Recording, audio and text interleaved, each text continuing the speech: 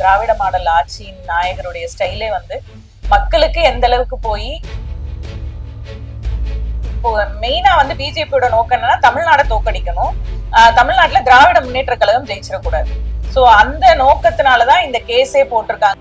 நானும் புலி வேஷம் போட்டுட்டேன், நானும் அரசியலுக்கு வந்துட்டேன், கட்சியை ஆரம்பிச்சிட்டேன், அதனால என்னை பார்த்து ஊரே பயப்படும்னா என்னைக்காவது ஒரு நாள் நரியா மாறும். அதுக்குள்ள நரின்னு தெரியும் பொழுது எல்லாரும் சிரிக்கதான் செய்வாங்க. இன்னைக்கும் திராவிட முன்னேற்ற கழகம் இளைஞரணி மாநாடு நடத்தினா 1.5 லட்சம் பேர் வராங்க. 1.5 லட்சம் பேரும் ப்ராப்பரா பேஸ் டிஎம்கேல இளைஞரணியில நிர்வாகிகளா இருக்கிறவங்க மட்டும்தான் உள்ள வருவாங்க. எந்த அதிமுக காரனோ தாவேக காரனோ உள்ள வந்துட முடியாது. தரங்கெட்ட ஒரு ஆளு, சிந்தனையே இல்லாம, ஒரு அறிவே இல்லாம இந்த குலவிளக்கு திட்டம் இதெல்லாம் வந்து நீங்க இதை அறிவிச்சதே இங்க எத்தனை பேருக்கு தெரியும்னே தெரியாது. நீங்க ஒரு விஷயம் நீங்க கவனிக்கணும், வளர்ச்சி பாதையை நோக்கி எந்த மாநிலம் போய்கிட்டு இருக்கு. நீங்க உத்தரப்பிரதேச எடுத்தீங்கன்னா படிப்பறிவு ரொம்ப கம்மி. தமிழகத்தோட கம்பேர் பண்ணும்போது எஜுகேஷன் பெர்சன்டேஜ் வந்து தமிழகம் அதிகம், உத்தரப்பிரதேசோட கம்பேர் பண்ணவே முடியாது. வெல்ஃபேர் ஸ்கீமுக்காக வாங்குற ஃபண்டு தான் இங்க ஜாஸ்தி, ரைஸ் பண்ற ஃபண்டு தான் இங்க ஜாஸ்தியை தவிர்த்து உத்தரப்பிரதேசம் மாதிரி நாங்க கோயிலுக்கு கொடுக்கல. மகளிர் உரிமை தொகையுமே எல்லா கட்சியினருக்குமே போய் சேருது. நீங்க வந்து நாங்க பர்டிகுலரா எங்க ஓட் பேங்குக்கு மட்டும் நாங்க செய்யல. கர்ப்பப்பை வாய் புற்றுநோய்க்கான இன்ஜெக்ஷனை வந்து இலவசமா தமிழக அரசு வந்து போடுறாங்க. ஓட்டுக்காக என்னைக்குமே திட்டங்களை அறிவிச்சதா இது வரைக்கும் இல்லைன்னு.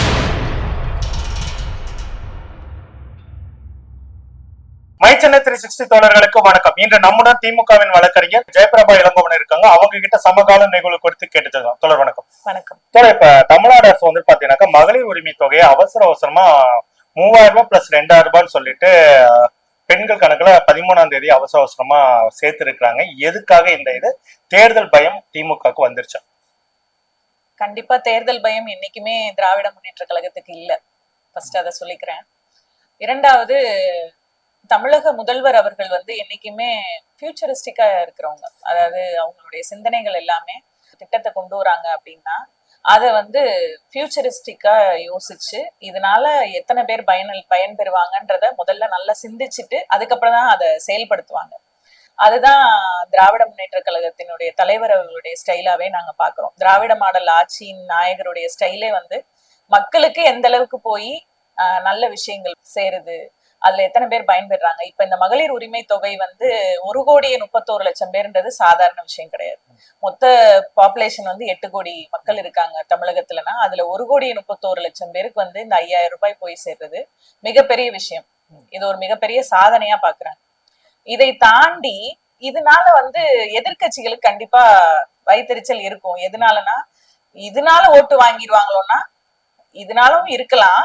ஆனால் எங்களை பொறுத்த வரைக்கும் கடந்த 5 ஆண்டு கால ஆட்சியில வந்து செய்யாததை இந்த 5000 ரூபாய் செஞ்சிருமா அப்படின்னு பார்த்தா கண்டிப்பா இது ஒரு 10% இதனால இருக்கும், ஓட் பேங்க் இருக்கும், அதுல எந்த மாற்று கருத்தும் இல்ல. ஆனால் திராவிட முன்னேற்ற கழகத்தினுடைய தலைவர் அவர்களுடைய முடிவு வந்து ஒவ்வொரு தடவையுமே நீங்க எந்த மாநில தலைவர் எடுத்தாலும் அவங்கள தாண்டி ஒரு படி மேல எப்பவுமே மக்களுடைய நலனுக்காக அதுவும் ஸ்பெசிபிக்கா மகளிருடைய நலனுக்காக வந்து என்னைக்குமே யோசிச்சு அதுக்கான நல்ல விஷயங்களை தான் செஞ்சுட்டு இருக்காங்க. இதுல வந்து எலெக்ஷனுக்காக தான் அப்படின்றது வந்து அப்பட்டமான ஒரு பொய் தான். ஏற்கனவே நடைமுறையில இருக்கக்கூடிய எந்த ஒரு திட்டத்துக்கு தேர்தலுடைய நடத்தை விதிமுறைகள் தடை பண்ண முடியாதுன்னு சொல்லிட்டு ஏற்கனவே பல விஷயங்கள் சொல்லியிருக்காங்க. அப்படி இருக்கும்போது இதுல ஏன் வந்துட்டு அவசரம் காட்டிட்டு இந்த 5000 ரூபாய் கொடுக்கணும் அப்படின்ற ஒரு கேள்வி எழும்புது இல்லைங்களா? பிஜேபியினுடைய நிர்வாகியான அஸ்வினி உபாத்யாயா, குஜராத்தை சேர்ந்தவர் வந்து சுப்ரீம் கோர்ட்ல ஒரு வழக்கு வந்து போட்டு இந்த மாதிரி வெல்ஃபேர் ஸ்கீம்ஸை வந்து ஹோல்ட் பண்றதுக்காக ஒரு திட்டம் நடந்துட்டு இருக்கு. பிஜேபியே பண்றாங்க. இது மெயினா எங்கெல்லாம் இதை பண்ண ஆரம்பிக்கிறாங்கன்னா, முதல்ல மகாராஷ்டிரால எலெக்ஷன் டைம்ல அங்க கொடுத்துட்டு இருந்த வெல்ஃபேர் ஃபண்டை ஸ்டாப் பண்ற மாதிரியான விஷயங்கள் எலெக்ஷனுக்கு முன்னாடியே ஒரு கேஸ போட்டு ஸ்டே வாங்குறாங்க. சோ இதே மாதிரியான விஷயங்கள் பிரசாந்த் கிஷோர் அவர்கள் தோத்து போயிருக்காரு. அவர் வந்து எலெக்ஷன் முடிஞ்சதுக்கு அப்புறமா நிதிஷ்குமார் அவர்கள் வந்து 10,000 ரூபாய் கொடுத்துதான் வந்து ஓட்டு வாங்கினாரு அப்படின்ற ஒரு கண்டென்ட்டை கொண்டு வராரு பிரசாந்த் கிஷோர். அப்ப ஏற்கனவே நிலுவையில இருக்கு சுப்ரீம் கோர்ட்ல, அதை நாங்க விசாரிப்போம் அப்படின்னு பிரசாந்த் கிஷோரோட கேஸ எடுக்காம விட்டுருக்காங்க. சோ இப்ப இந்த அஸ்வினி உபாத்யாயாவோட கேஸ் வந்து பிஜேபி பின்னாடி இருந்துதான் இயக்குறாங்க. மெயினா வந்து பிஜேபியோட நோக்கம் என்னன்னா தமிழ்நாடை தோக்கடிக்கணும், தமிழ்நாட்டுல திராவிட முன்னேற்ற கழகம் ஜெயிச்சிடக்கூடாது. சோ அந்த நோக்கத்தினாலதான் இந்த கேஸே போட்டிருக்காங்கன்றதுதான் முதல் இது தவிர்த்து வெஸ்ட் பெங்காலும் தமிழகத்திலயும் பெண்கள் அதிகமா வெல்ஃபேர் ஃபண்ட்னால நிறைய பயனடைகிறாங்க.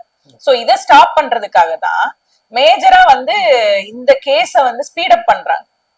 அப்ப மார்ச் ஃபர்ஸ்ட் வீக்ல இந்த கேஸ் விசாரணைக்கு வரும் பொழுது தீர்ப்பு எப்படி வேணா இருக்கலாம் அப்படின்றத மனசுல வச்சுட்டு தான் நமது தலைவர் அவர்கள் வந்து திராவிட முன்னேற்ற கழகத்தின் தலைவரும் தமிழக முதல்வருமான மு.க.ஸ்டாலின் அவர்கள் வந்து இந்த டெசிஷன் எடுத்திருப்பாங்க. அதுவும் ரொம்ப சீக்ரெட்டா ஒரு 7 பேருக்கு மட்டுமே தெரியப்படுத்தி ரொம்ப அதாவது வெளியில தெரிஞ்சிடக்கூடாது அப்படின்றதுல உறுதியா இருந்து சர்ப்ரைசிங் ஷாக்கா எல்லா பெண்களுக்குமே காலையில ஒரு 6 to 7 அந்த டைம்ல வந்து 5000 ரூபாய் கிரெடிட் பண்ணது வந்து ஒரு பெரிய விஷயம். இது வந்து அதான் நான் சொன்ன மாதிரி ஃபியூச்சரிஸ்டிக்கா யோசிச்சா மட்டும்தான் இந்த மாதிரியான விஷயங்கள் செய்ய முடியும்னு நான் நினைக்கிறேன். தன்னோட அரசியல் வருகையை பார்த்து பயந்து போய்தான் முதல்வர் ஸ்டாலின் அவர் வந்து இந்த 5000 ரூபாயை வந்துட்டு அனௌன்ஸ் பண்ணாங்க. ஏன்னா இது போன வருஷம் கோடை வரலையா, அதுக்கு முன்னாடி எல்லாம் ஏன் நீங்க கொடுக்கல, இப்ப மட்டும் ஏன் கொடுக்குறீங்கன்னாக்கா விஜய் அரசியலுக்கு வந்ததுனால என்ன பார்த்து பயந்து கொடுத்துட்டாரு அப்படின்ற மாதிரி விஜய் வந்துட்டு சேலத்துல பேசின அந்த பேச்சு எப்படி எடுத்துக்கிறீங்க? நரி வந்து புலி வேஷம் போட்டுட்டு நான் புலின்னு ஊரு பக்கம் சுத்திட்டு இருந்துச்சான், அந்த கதை தான் ஞாபகம் வருது. விஜய் அவர்கள் வந்து அரசியல் களத்துக்கு வந்த உடனே திராவிட முன்னேற்ற கழகம் பயந்துருச்சு அப்படின்னா இந்த கதை தான் ஞாபகம் வரும். நானும் புலி வேஷம் போட்டுட்டேன், நானும் அரசியலுக்கு வந்துட்டேன், கட்சி ஆரம்பிச்சிட்டேன், அதனால என்னை பார்த்து ஊரே பயப்படும்னா என்னைக்காவது ஒரு நாள் நரியா மாறும். அதுக்குள்ள நரின்னு தெரியும் பொழுது எல்லாரும் சிரிக்கதான் செய்வாங்க. இது முதல்ல ஒரு விஷயம் பதிவு பண்ணிக்கிறேன். இன்னொன்னு, விஜய் அவர்களை பொறுத்த வரைக்கும் வந்து இது வரைக்கும் 50 பேரு அவருடைய கூட்டத்தினால அவரை பார்க்க வந்து ரசிகர்களாவும் வந்திருக்காங்க, நிர்வாகிகளாவும் வந்திருக்காங்க, உயிரை விட்டுருக்காங்க. அத பத்தி அதுக்கு ஒரு ப்ரிகாஷனரியா இது இனிமே தொடரக்கூடாதுன்றதுக்காக அவர் எந்த ஸ்டெப்புமே எடுக்கல இது வரைக்கும். ஃபர்ஸ்ட் ஒவ்வொரு கூட்டத்திலையும் ஒருத்தரோ 2 பேரோ இறந்துட்டே இருக்காங்க. இதுல வந்து இவரு என்னோட கட்சி ப்ராப்பரு, நாங்க ப்ராப்பரா இருக்கோம், நாங்க ஐடி கார்டு கொடுத்தோம், 5000 பேர் தான் நாங்க உள்ள விட்டோம், எல்லாமே பேசுறாங்க. நீங்க அவங்க கட்சியில ஒரு ஐஏஎஸ் ஆபீசர் ஒருத்தர் இருக்காரு, அருண், அவர் ஒரு பேட்டி கொடுத்திருந்தாரு, நீங்க பாத்திருப்பீங்க. வந்தவர் வந்து கட்சி நிர்வாகியே கிடையாது, நாங்க ஏன் பதில் சொல்லணும் அதுக்கு அப்படின்னு பிரஸ் கிட்ட கேக்குறாரு. நான் என்ன கேக்குறேன், ஒரு ரசிகனா தானே வந்திருக்காரு அவரு, ஒரு நிர்வாகியினுடைய ஐடி கார்டை வாங்கிட்டு ஒரு ரசிகனா உள்ள வராரு, அதுக்கும் நீங்க பதில் சொல்ல விரும்பல. அப்ப நீங்க ரசிகனையும் ஸ்கிப் பண்றீங்க, நிர்வாகியா வர வேண்டியவர் ஏன் வரலன்றத அந்த இடத்துல நீங்க சொல்லல. அப்ப இந்த கட்டமைப்பு எப்படி இருக்கு, யாரு வேணா ஐடி கார்டு வாங்கிட்டு உள்ள போலாம், அப்படித்தானே இருக்கு. ஒரு ப்ராப்பர் கட்டமைப்பு உள்ள ஒரு கட்சி. இன்னைக்கும் திராவிட முன்னேற்ற கழகம் இளைஞரணி மாநாடு நடத்தினா 1.5 லட்சம் பேர் வராங்க. 1.5 லட்சம் பேரும் ப்ராப்பரா பேஸ் டிஎம்கேல இளைஞரணியில நிர்வாகிகளா இருக்கிறவங்க மட்டும்தான் உள்ள வருவாங்க. எந்த அதிமுக காரனோ தாவேக காரனோ உள்ள வந்துட முடியாது. ஏன்னா அதுல ஒரு கட்டமைப்பு எப்படி இருக்குன்னா, ஒரு 100 பேருக்கு ஒரு இன்சார்ஜ் போட்டிருப்போம், அதுதான் கட்டமைப்பு. இங்க திறந்து விட்ட உடனே உள்ள தெரிச்சு ஓடுறாங்களே, போலீஸாலே கட்டுப்படுத்த முடியல. ஒரு ஸ்டேஜ்ல அந்த வீடியோல பாத்தீங்கன்னா போலீஸே வந்து கதவை தள்ளிட்டு உள்ள வரும் பொழுது ஒரு காவல்துறை வாகனம் வருது, அதை ஃபாலோ பண்ணி ஒரு 100-200 பேர். அப்ப தள்ளுமுள்ள இருக்குன்றத நீங்க ஏன் கண்ட்ரோல் அப்போ உங்க ரசிகர்களையும் கண்ட்ரோல் பண்ண முடியாது, இவரால நிர்வாகிகளையும் கண்ட்ரோல் பண்ண முடியல. ஒரு ப்ராப்பர் எந்த ஒரு ஸ்கெடியூலுமே இல்லாம ஒரு கட்சி போயிட்டு இருக்கு. மத்தியானம் 12 மணிக்கு நீங்க கட்சி கூட்டம் நடத்துற ஒரே கட்சி தாவேகாவா தான் இருக்கும். நீங்க எடுத்து பாருங்க ஹிஸ்டரியில. 12 மணிக்கு கட்சி மீட்டிங் போட்டு வெயில்ல வந்து தண்ணி கூட இல்லாம ஒருத்தர் இறந்து போயிருக்காரு. அவர் உங்க ரசிகராவே இருந்துட்டு போட்டுமே, ஒருத்தர் ஐடி கார்டை வாங்கிட்டே வந்துட்டாரு. உங்களுக்கு அந்த கிராஸ் செக் பண்றதுக்கு கூட உங்களால முடியலையே. ஒரு கட்சி நிர்வாகம் எந்த அளவு கேவலமா செயல்பட்டு இருக்கிறது இதுதான் உதாரணம். அப்ப யார் வேணா என் கூட்டத்துக்கு வரலாம், செத்து போனா நான் பொறுப்பு இல்லைன்னா நீங்க ஏன் கூட்டம் நடத்தணும்? அப்ப பொறுப்பற்ற ஒரு தலைவர். நீங்க அவர் மேடையில பேசும் பொழுது பாத்தீங்கன்னா 5000 10,000 வாங்கிக்கங்க, ஓட்டு எனக்கே போடுங்க, விசில் ஊதி அனுப்புங்கன்னா, ஏதோ ஒரு தரங்கெட்ட ஒரு ஆளு, ஒரு அதாவது சிந்தனையே இல்லாம ஒரு அறிவே இல்லாம 5000 10,000 வாங்கிக்கங்க. நீ நல்ல தலைவர் என்ன சொல்லுவாரு, ஓட்டுக்காக பணம் கொடுத்தா பணத்தை வாங்காதீங்கன்னு சொல்லணும். அதுதான் நீ ஒரு நல்ல தலைவனுக்கு அடையாளம். ஓட்டுக்காக பணம் கொடுக்குறாங்களா, பணம் வாங்கிட்டு ஓட்டு போடாதீங்கன்னு சொல்லு. எவ்வளவு கொடுத்தாலும் வாங்கிக்கங்க, ஆனா ஓட்டை எனக்கே போடுங்க. இது விஜயகாந்த் ஃபார்முலா. இது விஜயகாந்த் ஃபார்முலா இல்ல, இது வந்து ஒரு நல்ல தலைவர். நீங்க இன்னைக்கு அதாவது ஒரு யங்ஸ்டரை வந்து நீங்க நல்ல விதத்துல கொண்டு வரணும்னா எத்தனையோ நல்ல வழிகள் இருக்கு. நீங்க வந்து இன்னும் சினிமாவை விட்டே வெளியில வரல. நான் வந்து மைக்கு பிடிச்சு பேசினா, சர்க்கார் படத்துல பேசின உடனே எனக்கு பின்னாடி ஒரு கூட்டம் வந்துச்சு. அப்படிதான் அவர் இன்னும் நினைச்சு அவர் வந்து ரியல் லைஃப்ல நடிகனா மாறிட்டு இருக்கு. அவர் ரியல் லைஃப்ல ஒரு நல்ல நடிகனா மாறிட்டு இருக்காரு தவிர்த்து ரியாலிட்டிக்கு வரவே இல்லை. நீங்க நல்லா பாருங்க, அவருடைய பேட்டிகளா இருக்கட்டும், அவருடைய பேச்சுக்கள், எந்த இடத்துல நீங்க அவருடைய மேடை பேச்சு எடுத்தாலுமே ஒரு நல்ல தலைவனுக்குரிய அந்த அவுட்புட்டே கிடையாது அவர்கிட்ட. மக்கள் வந்து கைத்தட்டணும், தன்னை சுத்தி இருக்க ரசிகர்கள் வந்து கைத்தட்டணும். அதுக்கு எனக்கு என்னென்ன தேவைகளோ அவரே தெளிவா சொல்லிட்டாரு. நம்ம வந்து ஏன் பிஜேபி எதிர்க்கல, அதிமுகவை எதிர்க்கலன்னா, முதல்ல ஃபர்ஸ்ட் பேட்டியில என்ன சொன்னாரு, அவங்க எல்லாம் ஒரு கட்சியே இல்லைன்ட்டு. இப்ப இந்த பேட்டியில நீங்க பாத்தீங்கன்னா என்ன சொல்றாரு, ஆளுங்கட்சி யாரோ அவங்களதானே எதிர்ப்பேன். இதுலயே ஒரு ஒரு ப்ராப்பர் ஒரு டயலமோலயே இருக்காரு.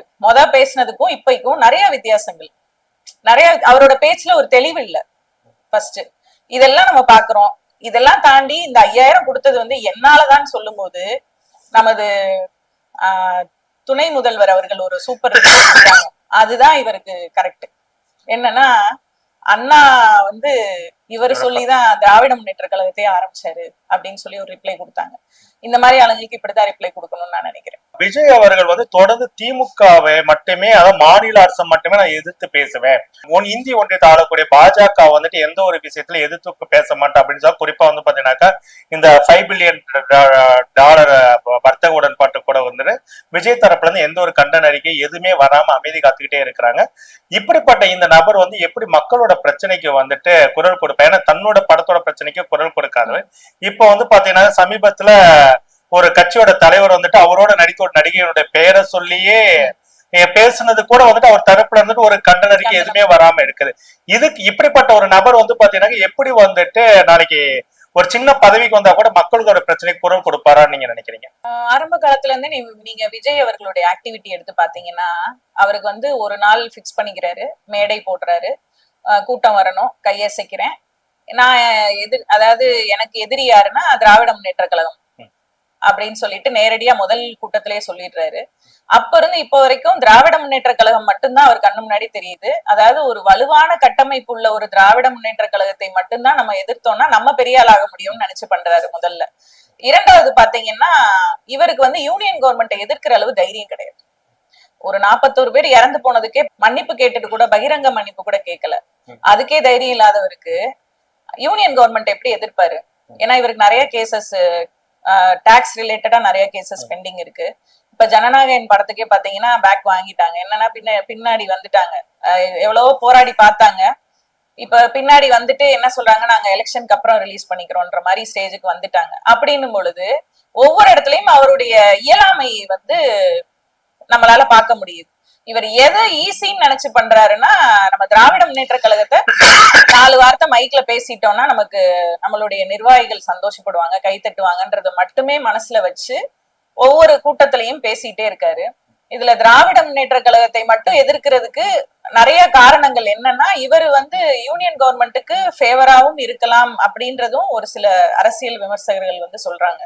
இவர் வந்து பாஜக இறக்கி விட்டாலா கூட இருக்கலாம் அப்படின்றாங்க. அதுவும் கூட ஒரு காரணமாக இருக்கலாம்னு நான் நினைக்கிறேன். இன்னொரு விஷயம் வந்துட்டு, முதல்வர் ஸ்டாலின் அவர் வந்து நேற்று நடத்திய அதே கூட்டத்துல வந்து பாத்தீங்கன்னாக்கா ஒரு முக்கியமான விஷயத்த வந்து சொல்றாரு. என்னன்னாக்கா மக்கள் கிட்ட போயிட்டு ஒவ்வொரு வாக்காளர்கிட்ட போயிட்டு குறைஞ்சது 5 முறையாவது வந்துட்டு அரசனுடைய சாதனைகளை தொடர்ந்து பேசிக்கிட்டே இருங்க தேர்தல் முடிகிற வரைக்கும் சொல்றாரு. இவர் வந்து பாத்தீங்கன்னாக்கா விஜய் அவர் வந்து பாத்தீங்கன்னாக்கா என்ன சொல்ற, நீங்க விசில் எடுத்தாலே போதும் மக்கள் ஓட்டு போட்டுருவாங்க, 8 கோடி மக்களும் வந்துட்டு தன்னை முதல்வர் ஆக்கிறதுக்கு துடிச்சிட்டு இருக்காங்க அப்படின்ற மாதிரி ஒரு இமேஜினேஷன்ல பேசிட்டு இருக்கிறாங்க. இங்க வந்து பாத்தீங்கன்னா கட்டம் ஒரு ஒழுக்கத்தோட வந்துட்டு நிர்வாகிகள் வந்துட்டு செயல்படுறதையும் பார்க்க முடியும். இந்த பக்கம் பாத்தீங்கன்னா ஒரு ஒழுங்கற்ற கூட்டம் இருக்குது. இது ரெண்டும் எப்படி எடுத்துக்கிறீங்க? இதனால என்ன விளைவுகள் ஏற்படும் நினைக்கிறீங்க? முதல்ல ஒரு விஷயம் வந்து விஜய் அவர்களுக்கு புரியவே இல்லை. அவருக்கு வந்து கட்சியோட பேஸே இல்ல. அத வந்து நம்ம ஒவ்வொரு கூட்டத்திலயுமே பாக்குறோம். நிர்வாகிகள் இத்தனை பேர் இருக்காங்க, எல்லாமே ஓகே தான். நீங்க இப்போ ஒரு சர்வே எடுத்தீங்கன்னா கூட BLA 2, அதாவது வாக்காளர்கள் 100 வாக்காளர்களுக்கு ஒரு BLA 2 போடுறாங்க திராவிட முன்னேற்ற கழகம். அப்போ தமிழகத்துல 8 கோடி பேர் இருக்காங்க. 8 கோடி பேருக்கு எத்தனை லட்சம் BLA 2 வந்து இருப்பாங்க திராவிட முன்னேற்ற கழகத்துன்னு உங்களால இமேஜின் பண்ணி பார்க்க முடியும். அப்போ இந்த கட்டமைப்போட தன்னோட கட்சி இப்பதான் ஸ்டார்ட் பண்ணி 2 வருஷம் கூட முழுசா ஆகல, 2 வருஷம் நிறைவடைஞ்சிருச்சுன்னு இப்ப 3ஆம் ஆண்டு செலிப்ரேட் பண்ணாங்க. இந்த இந்த கட்சியும் 75 ஆண்டு கால கட்சியும் வந்து ரெண்டையும் கம்பேர் பண்ணணும்னா மக்களே கம்பேர் பண்ண மாட்டாங்க. இவரா கனவுல கம்பேர் பண்ணிட்டே இருக்க வேண்டியதான் கடைசி வரைக்கும். இன்னொன்னு, இந்த கட்டமைப்பு எப்படி சாதாரணமா உருவாகல.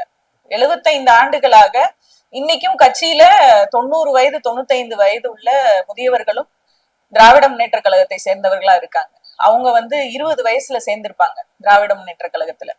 இன்னைக்கும் 90 வயது 95 வயது வரைக்கும் 18 வயதுல இருந்து இத்தனை வயசு, 18 வயசுன்னு நான் சொல்லக்கூடாது, ஒவ்வொரு வீட்டுல இருக்கிற திராவிட முன்னேற்ற கழகம் இந்த குடும்பம் வந்து திமுக ஓட்டு போடுது அப்படின்னா பாரம்பரியமா ஓட்டு போட்டவங்க, நாங்க இத்தனை வருஷம் இத்தனை 5 தலைமுறையா ஓட்டு போடுறோம்னு இன்னும் பெருமையா சொல்றவங்க இன்னும் எத்தனையோ பேர் இருக்காங்க.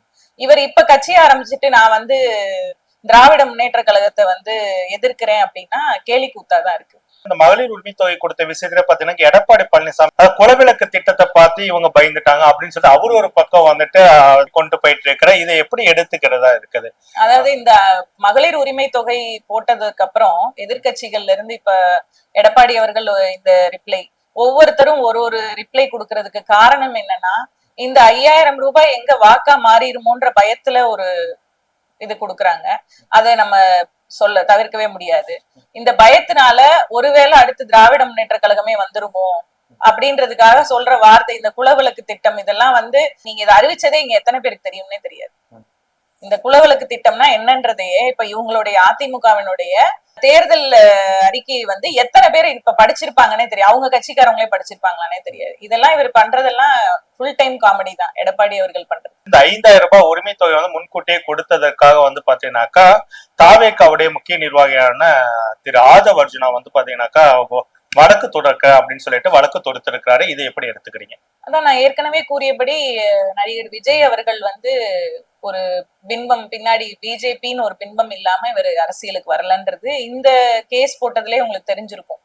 இதற்கு அதாவது என்னன்னா, இப்போ நீங்க ஏற்கனவே நம்ம டிஸ்கஷன்ல பண்ண மாதிரி மகாராஷ்டிரால அஸ்வினி உபாத்யாயா அவரு வந்து கேஸ் தொடுத்து நிலுவையில இருக்கும் பொழுது இந்த 5000 கிரெடிட் ஆனவொடனே நீங்க ஏன் கேஸ் கொடுக்குறீங்க? அப்போ ரெண்டுமே நீங்க கம்பேர் பண்ணீங்கன்னா மக்களுக்கே தெரியும். ஆதவ் அர்ஜுனா வந்து மக்களுக்கு நல்லது போய் சேரக்கூடாதுன்னு நினைச்சுதானே கேஸ் கொடுக்குறாரு.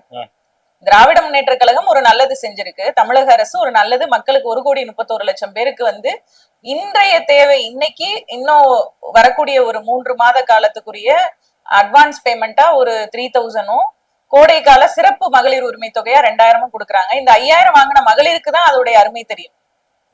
வாங்காத ஆதவ் அர்ஜுனாவுக்கு வந்து மக்களுக்கு எப்படி போய் சேரலாம். இப்ப இதுல என்னன்னா எல்லாருக்குமே ஒரு பயம் வந்துருச்சு, எங்க நம்ம தோத்துருவோமோ, நம்ம வந்து களத்துல இருந்து நம்மளோட ஓட் பேங்க் குறைஞ்சிருமோன்ற பயத்தினாலதான் நீங்க வந்து இந்த ஸ்டெப் எடுக்கிறீங்க. இதுக்கு பின்னாடி பிஜேபி இல்லைன்னு எப்படி சொல்ல முடியும்? நீங்க பார்த்தாலே மக்களுக்கே இது புரிஞ்சிருக்கும். ஆதவ் அர்ஜுனா தாவேகாவினருக்கு பின்னாடி, விஜய்க்கு பின்னாடி பிஜேபி இருக்குன்றது அப்பட்டமா தெரிஞ்சிருக்கு. திமுக எப்பதான் தேர்தல் வேலையில மும்முரமா இறங்க போறாங்க அப்படின்ற ஒரு கேள்வி வந்துட்டு, ஏன்னா எல்லா கட்சிகளும் பாத்தீங்கன்னாக்கா கூட்டங்கள், ஆனா திமுக சார்பில் பார்த்தா நிர்வாகிகள் மாநாடு மட்டுமே நடந்துட்டு இருக்கே தவிர தேர்தல் வேலைகள் எப்ப மும்முரம் காட்ட போறாங்க அப்படின்ற ஒரு கேள்வி வந்துட்டு எழும்பிட்டே இருக்கு. இது எப்படி எடுத்துக்கிறது? திராவிட முன்னேற்ற கழகத்தை பொறுத்த வரைக்கும் தேர்தல் வேலை ஆரம்பிக்கவே இல்லைன்னு நம்ம சொல்லவே முடியாது. நான் ஏற்கனவே இதுக்கு முன்னாடி சொன்ன பேட்டியில சொன்ன மாதிரியேதான் 2021 மே மாதம் பதவி ஏற்கும் பொழுது, மே 7ஆம் தேதி பதவி ஏற்கும் பொழுதுல இருந்து அன்னையில இருந்து இந்த நிமிஷம் வரைக்கும் திராவிட முன்னேற்ற கழகத்தினுடைய தொண்டர்களும் சரி, திராவிட முன்னேற்ற கழகத்தின் தலைவரும் சரி, ஒரு நாளும் தூங்காம தமிழக மக்களின் நலனுக்காக மட்டுமே யோசிச்சுட்டு இருக்காரு நமது தலைவர் அவர்கள். இதுல 2021ல ஏற்கனவே உங்ககிட்ட கூறியிருக்கேன், கொரோனா வந்து பீக்ல இருந்தது அந்த மே மந்த். அந்த மந்த் சரி கட்டி ஆட்சியில் அமர்ந்த உடனேயே எத்தனையோ திட்டங்கள் இம்ப்ளிமெண்ட் பண்ணணும்ன்றதோட இறங்கும் பொழுது கொரோனான்ற ஒரு மிக கொடிய ஒரு நோய் வந்து பல பேரோட உயிரை வந்து சாப்பிட்டுட்டு இருந்தது. அது வந்து அதுல இருந்து வெளியில வரவே ஒரு 2 months ஆச்சு. ஜனவரி 2022ல தான் கொரோனா லாக்டவுனே ஸ்டாப் பண்ணோம் ஆல் ஓவர் தமிழ்நாடு. அப்படின்னும் பொழுது அந்த 6 மாதமே, அந்த 6 மாதத்துக்குள்ள அறிவிச்ச திட்டம் தான் இந்த இலவச பேருந்து, மகளிருக்கான பேருந்து வந்து அப்பதான் அறிவிச்சது. சோ இந்த 6 மாசத்துல தன்னால முடிஞ்ச மக்களுக்கு செய்ய வேண்டிய திட்டங்களை அந்த 6 மாதத்துல இருந்தே தொடங்கிட்டாங்க. அதுக்கு திராவிட முன்னேற்ற கழகத்தின் தொண்டர்களும் நல்ல ஒத்துழைப்பு கொடுத்து இப்போ வரைக்கும் பாத்தீங்கன்னா இந்த மகளிர் உரிமை தொகை 5000 கொடுத்தது வரைக்கும் திராவிட முன்னேற்ற கழகம் எப்பயுமே ஃபீல்டு ஒர்க்ல இருக்காங்கன்னு தான் நான் நம்புறேன். இந்த வரப்போற 2024 முதலமைச்சரா வந்துட்டு மீண்டும் ஸ்டாலின் தான் வரணுமா அப்படின்ற ஒரு கேள்வியை வந்துட்டு வச்சுக்கிட்டே இருக்காங்களே, இதுக்கு என்ன சொல்ல விரும்புறீங்க? தமிழக மக்கள் அனைவருக்குமே தெரியும், திராவிட மாடல் 2.0 தான் 2026ல வரப்போகிற ஆட்சி வந்து திராவிட மாடல் 2.0 தான். நமது கழக தலைவர் அவர்கள் தான் வந்து பதவியேற்க போறாங்கன்றது அனைத்து தமிழக மக்களுக்குமே தெரிந்த ஒரு விஷயம். இது எதனால ஏன் திரும்ப வரணும் அப்படின்னா, எத்தனையோ திட்டங்கள் நீங்க சொல்லலாம். இதை தாண்டி இன்னைக்கு இருக்கிற அனைத்து மாநிலங்களோட நீங்க கம்பேர் பண்ணும் பொழுது பெஸ்ட் சிஎம் அப்படின்னா அது நம்மளோட சிஎம் தான் அப்படின்றது தமிழக மக்கள் மட்டும் இல்ல, உலகத்தில் உள்ள அனைத்து மக்களுக்குமே தெரிஞ்சிருக்கும். இந்தியால பெஸ்ட் சிஎம்னா நமது தலைவர் தான் அப்படின்றது எல்லாருக்குமே தெரிஞ்சிருக்கும். இல்ல நீங்க பெஸ்ட் சிஎம்னு சொல்றீங்க, ஆனா வந்து பாத்தீங்கன்னாக்கா தமிழ்நாடு பட்ஜெட்ல கடன் வாங்க வேண்டிய சூழல் இருக்குது. ஆனா உத்தரப்பிரதேசத்துல வந்து பாத்தீங்கன்னா உபரி நிதி வச்சிருக்காங்க அப்படின்னு ஒரு சூழல் இருக்கு. இப்ப பெஸ்ட் சிஎம் யாருன்றது இதாகுது அப்படின்னு ஒரு கணக்கு எடுக்குது இல்லைங்களா, அதுக்கு என்ன சொல்ல போறீங்க? நீங்க ஒரு விஷயம் நீங்க கவனிக்கணும், வளர்ச்சி பாதையை நோக்கி எந்த மாநிலம் போய்கிட்டு இருக்கு. நீங்க உத்தரப்பிரதேசம் எடுத்தீங்கன்னா படிப்பறிவு ரொம்ப கம்மி. தமிழகத்தோட கம்பேர் பண்ணும்போது எஜுகேஷன் பெர்சன்டேஜ் வந்து தமிழகம் அதிகம், உத்தரப்பிரதேசோட கம்பேர் பண்ணவே முடியாது. அங்க பாப்புலேஷன் கூட, ஆனா தமிழகத்துல 8 கோடி பேர் பாப்புலேஷன் இருந்தாலும் அவங்களுக்கு போய் சேர்ற வெல்ஃபேர் ஸ்கீம், மகளிரா இருக்கட்டும் இல்ல அனைத்து மாணவர்களா இருக்கட்டும், எல்லாருக்கும் கொண்டு போய் சேர்க்கிற வெல்ஃபேர் ஸ்கீமுக்காக வாங்குற ஃபண்டு தான் இங்க ஜாஸ்தி, ரைஸ் பண்ற ஃபண்டு தான் இங்க ஜாஸ்தியை தவிர்த்து உத்தரப்பிரதேசம் மாதிரி நாங்க கோயிலுக்கு கொடுக்கல. மக்களுக்கு போய் சேராம இவங்க ட்ரஸ்ட் பேரை வச்சு கோயிலுக்கு தான் நேரடியா அரசாங்கம் வந்து கோயில் மூலமா நாங்க செய்யறோம்னு சொல்லி பண்ணிட்டு இருக்காங்களே தவிர்த்து எஜுகேஷன் ரிலேட்டடாவோ இல்ல இண்டஸ்ட்ரியல் டெவலப்மெண்ட்டோ உத்தரப்பிரதேசத்துல கிடையவே கிடையாது. தமிழகத்தோட உத்தரப்பிரதேசத்தை என்னைக்குமே கம்பேரே பண்ண முடியாதுன்னு நான் நினைக்கிறேன். அதே மாதிரி பாத்தீங்கன்னா நீங்க கம்பேரிட்டிவ்லி தமிழக முதல்வர் அவர்கள் அறிவிச்ச திட்டங்கள் எடுத்தீங்கன்னா பெண்களுக்கான திட்டம்னு நிறைய இருக்கு. இலவச தையல் மிஷின், இலவச பேருந்து, அதாவது இந்த விடியல் பேருந்து வந்து நீங்க வந்து இமேஜினே பண்ணி பார்க்க முடியாது. எத்தனையோ லட்சக்கணக்கான பெண்கள் தினமும் டிராவல் பண்ணிட்டு இருக்காங்க. அதுல வந்து திராவிட முன்னேற்ற கழகத்தினுடைய இருக்கிற வாக்காளர்கள் மட்டும் பயன்பெறல. அந்த விஷயத்த நீங்க புரிஞ்சுக்கணும். அதேதான் இந்த மகளிர் உரிமை தொகையுமே எல்லா கட்சியினருக்குமே போய் சேருது. நீங்க வந்து நாங்க பர்டிகுலரா எங்க ஓட் பேங்குக்கு மட்டும் நாங்க செய்யல. இப்ப இந்த விஜய் வந்து மைக்கு பிடிச்சு பேசுறாருல, 5000 தருவாங்க 10,000 தருவாங்க வாங்கிக்கோங்க ஓட்டு எனக்கு போடுங்க, இதெல்லாம் வந்து ஒரு முட்டாள்தனமான ஒரு இது. முதல்ல ஒரு அரசு செய்யுதுன்னா அனைத்து கட்சியினருக்கும் எல்லா மக்களுக்குமே போய் அந்த திட்டம் சேருது. இதே நீங்க உத்தரப்பிரதேசத்துல எடுத்தீங்கன்னா அந்த மாதிரியான திட்டங்கள் எதுவுமே கிடையாது. ஸ்பெசிபிக்கா எஜுகேஷனுக்குன்னு இங்க வந்து இலவச மடிக்கணினி. இதுல முக்கியமான ஒரு விஷயம் நான் ஷேர் பண்ண மறந்துட்டேன்.